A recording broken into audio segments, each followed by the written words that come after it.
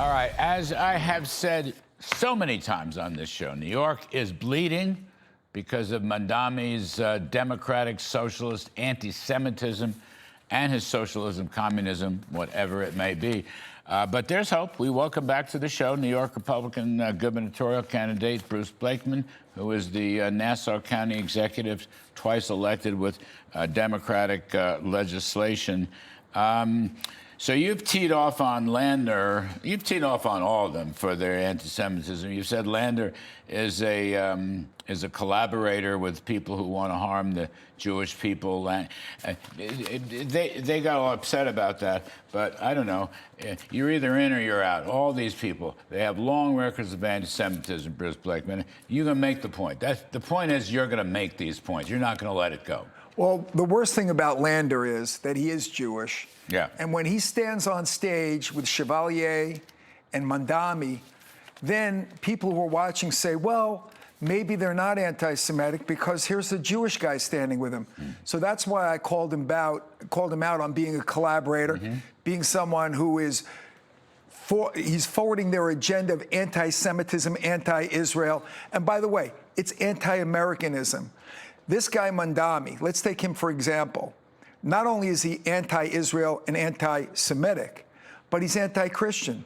Why wouldn't he attend the inauguration of a brand new archbishop? That's a big deal in New York. He didn't attend that. Why did he cancel the Puerto Rican Day breakfast, which every mayor has had beforehand? Rumor has it that he didn't want those Christian pastors in his house. So he's anti-American, Lander's anti-American, and Chevalier, she's a disaster. She's not only anti-American, she said that she's against mixed marriages. Can you imagine if a white Republican had said something like that? That is the most racist thing. These people are dangerous, they're weird, but now they're dangerous. So we've got to make sure that we stop the lunatic left from taking over the rest of the state and then the country. Then there are the economic issues, which they want to nationalize government. They want to raise taxes. They want to confiscate wealth and all the rest of it.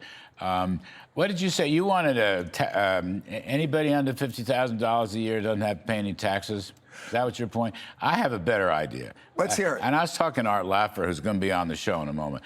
Why don't you either reduce or strictly limit property taxes, which are a huge issue across the country? Property tax cuts or property tax limits. Even California, going all the way back to Proposition 13, Jarvis Can was a winning issue. And the no taxes for people $50,000, they don't pay much taxes anyway. But property taxes, that cuts to the bone. So first of all, I would exempt the first $50,000 so it would take care of everybody, and for couples, joint filers, it would be $100,000. But you're absolutely right, Larry. There's no incentive effect. I don't want to argue with you. No. I just think it's lousy. You're right on. You're right on property taxes. You're right on property taxes. And here's how we cut property taxes. New York State is one of the few states where the counties have to contribute. It's an unfunded mandate. So, like my county contributes close to 25% of the Medicaid costs. And we have no control over the spending on Medicaid, which in New York State, Medicaid spending is equal to Texas and Florida combined. So we go in, we make sure we cut Medicaid in half. It comes back to a reasonable number. We don't have to charge the counties and the towns. We can cut property taxes by 25% across the board. Just doing that. And there are other things we can do. But you're right, because the most important investment that people have, middle-class people, is their home. That's it. And a lot of them base their businesses off their home, okay? Their kids' education off their home. That's why it's so important. The other thing is, as you and I have talked about, city and state income taxes, if you live in New York City, you're paying 14.8%. If you live in Miami, Florida, you pay 0%. If you live in Dallas, Texas, you pay 0%. That's where people are moving to. 14.8, Bruce Blakeman, is higher than 0. I'm convinced you know this, but you have to do something about it. I have completely adopted your line. 14.8% is a lot higher than 0. Right.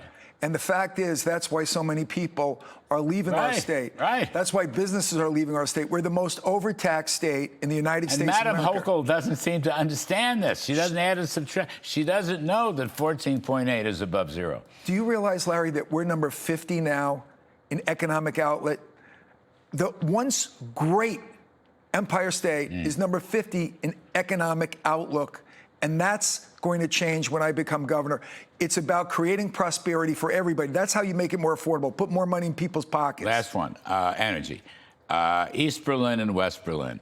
In Pennsylvania, it's like West Berlin and prosperity because they allow drilling, fracking, and pipelines. You go across the line towards Binghamton, it's like the old East Berlin. It's a complete recession, depression, because these crazy New York governors wouldn't let any fracking or pipelining. Can you change that, Bruce? I will cut your utility bills in half by getting rid of the green energy scam and drill, baby, drill on the southern tier. Do you realize that Kathy Hochul is actually buying gas from Pennsylvania? That's how stupid this is. Instead of creating prosperity in our state, instead of creating supply from our own supply, she's buying it from Pennsylvania. That ends when I become governor. I agree with you 100%, Larry. All right, Bruce Blakeman, you can win.